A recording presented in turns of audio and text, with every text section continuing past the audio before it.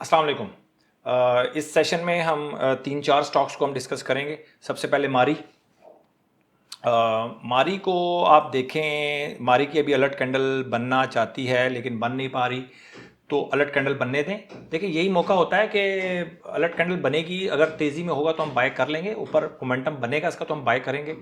और हम सस्ता क्यों नहीं खरीदते कि हमें ख़तरा होता है कि हमारा प्लान बी जो है वो प्लान बी की तरफ ना चला जाए। प्लान ए और प्लान बी, ऊपर जा रहा है प्लान ए, नीचे जा रहा है प्लान बी, तो हो सकता है प्लान हम यहाँ पे बाय करें, हमारा प्लान बी जो एग्जीक्यूट हो जाए। तो प्लान बी की एग्जीक्यूशन से बचने के लिए हम बेसिकली थोड़ा सा इंतजार करते हैं और मोमेंटम को बनने देते हैं। यही टीकेटी का असूल है।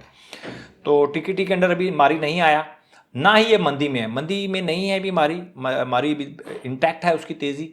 बट जब इसका टीकेटी में जब आएंगे तो तभी हम इसको बाय करेंगे। ये मैं डेली चार्ट के वाले से बात कर रहा हूँ। अच्छा, बहुत सारे लोग क्या करते हैं, मारी के अंदर मारी को सेल करते हैं, वो 10 15 20 रुपए के डिफरेंस से वो बाय कर लेते हैं। मारी को अगर आपने सेल करना है और उसको नीचे बाय करने की कोशिश करनी तो कम से कम 60 70 रुपए, कम से कम 50 रुपए से ऊपर ही आपने डिफरेंस इसका लेना है, अदरवाइज तो आपको फायदा नहीं होगा, उल्टा किसी दिन फंस जाएंगे आप बहुत बुरे तरीके से। वही सांप सीढ़ी का खेल खेल रहे हैं, उसके अलावा कुछ नहीं है। अगर आप छोटे मार्जिन के ऊपर काम करते हैं, इस तरह अपने होल्डिंग को सेल करते हैं, फिर नीचे 10 15 रुपए नीचे ले लेते हैं, फिर सांप सीढ़ी का खेल है और कुछ भी नहीं है। इन द एंड आप बहुत हैवी लॉस करेंगे।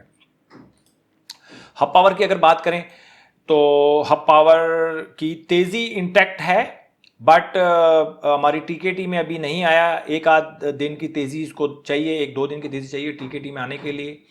तो अगर तो यहाँ से मोमेंटम ना बना इसका तो फिर हम टीकेटी इंटर इसमें हब पावर में इंटर नहीं हो सकेंगे। अगर आप हब पावर आपके वॉच लिस्ट में है तो फिर आपको थोड़ा सा इंतजार करना पड़ेगा, टीकेटी में बनने दें। तेजी तो है इसकी, ठीक है ना। लेकिन अभी ये 200 की मूविंग एवरेज नीचे जाएगी, 45 की मूविंग एवरेज इसके ऊपर जाएगी, तब कहीं जाके नॉर्मल होगा। अभी इसकी नॉर्मल बिहेव अभी ये नहीं करना, इसलिए आपने बहुत ज़्यादा अलर्ट रहना इसके अंदर। मैं अगर हूँ तो मैं हब पावर में फिलहाल हब पावर को मैं इग्नोर करता रहा हूँ, जो मर्जी करे हब पावर। इसके बाद है जी हमारा अटक रिफाइनरी। अटक रिफाइनरी तेज़ी है जी इसके अंदर अभी भी, लेकिन करेक्शन में है, करेक्शन अपनी ये कर रहा है। और अटक रिफाइनरी में अगर आपने काम करना है तो फिर आपको मेरे अंदाजे के मुताबिक या तो 748 का इंतज़ार करना पड़ेगा, और अगर अच्छा इंतज़ार करना चाहते हैं तो फिर 775 से ऊपर आप काम करेंगे डेली टाइम फ्रेम को अगर आप यूज़ कर रहे हैं तो। अटक रिफाइनरी में बहुत बड़ा डिफरेंस आ गया तो फिर आपको अभी आवरली अगर आप इंटर होना चाहते हैं अटक रिफाइनरी में, और अगर अटक रिफाइनरी आपने सेल कर चुके हैं किसी जगह पे, दोबारा एंट्री चाह रहे हैं इसके अंदर, तो फिर आप टीकेटी अभी दूर है, हो सकता है एक आध दिन में टीकेटी में भी आपको एंट्री मिल जाए इसके अंदर। और अगर आप टीकेटी आपको लगता है कि आपको देर हो जाएगी आपको, तो फिर आप आवरली चार्ट में जा सकते हैं। अदरवाइज आप यकीन करें कभी भी आप देर नहीं होते। आप पेशेंस अगर रख लेना, अपनी पेशेंस को डेवलप करना भी बहुत ज़रूरी है। अगर आपका पेशेंस डेवलप नहीं हो रहा तो फिर एक मतलब बड़ा ख़तरा जो है आपके साथ चल रहा है। तो जितने भी ख़तरात हैं अपने ख़तरात को दूर करते चले जाएं, और वो कैसे होगा, अपनी नफ्सियात के ऊपर काम करना पड़ेगा आपको, ठीक है।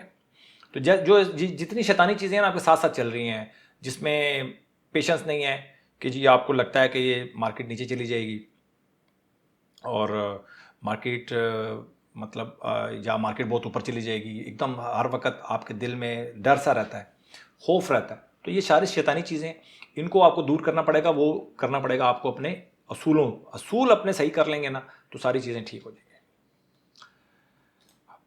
इसके बाद ही नेट सोल 2 4 दिन से तेज़ी तो कर रहा है, लेकिन हमें टीकेटी इजाज़त नहीं दे रहा। जब तक टीकेटी इजाज़त नहीं देगा हम इसमें इंटर नहीं होंगे। थोड़ा सा भी फ़र्क है इसके अंदर, एक आध दिन की तेज़ी चाहिए। आज जो है ये इसमें डॉजी बना है तो आज थोड़ा थक गया, आज इसको तेज़ी करनी चाहिए थी। आज नेटसोल ने तेज़ी नहीं की। अगर आज नेटसोल तेज़ी कर लेता ना तो हो सकता है कि हमारी ये इसकी कैंडल हमारी बन जाती, लेकिन इसमें कैंडल नहीं बनी। एक दो दिन की और तेज़ी इसके अंदर चाहिए, मोमेंटम बनेगा तभी इसके अंदर एंट्री बनती है। ये थी जी आज का छोटा सा 3 4 आइटम, मैंने कहा आपसे डिस्कस कर लूँ ताकि हाज़िरी भी रहे, और ज़्यादा से ज़्यादा आइटम, ज़्यादा से ज़्यादा जो हमारे जो स्क्रिप्ट्स हैं वो इसी तरह हमारे पूरे हो सकते हैं। अपना बहुत ख्याल रखें, स्टॉप लॉस का ख्याल रखें भाई। स्टॉप लॉस जो है ना वो आपकी इन्वेस्टमेंट का ख्याल रखेगा। ना मैं रख सकता हूँ, ना आप रख सकते हैं, ना मार्केट रखेगी। आपकी इन्वेस्टमेंट का ख्याल रखेगा स्टॉप लॉस। बेशक आप लॉन्ग टर्म होल्डिंग कर रहे हैं या आप शॉर्ट टर्म कर रहे हैं, वट एवर कुछ भी कर रहे हैं भाई, स्टॉप लॉस के बगैर नहीं बनता है हिसाब किताब। इसलिए नहीं बनता, देखिए आपके पास पैसा है, अगर आप लॉन्ग टर्म होल्ड करना भी चाह रहे हैं तो आप लॉस में क्यों होल्ड करेंगे भाई, प्रॉफिट में तो होल्ड करें। आप लॉन्ग टर्म छोड़ के 3 पीढ़ियां आपकी होल्ड कर लें, लेकिन प्रॉफिट में तो जाए।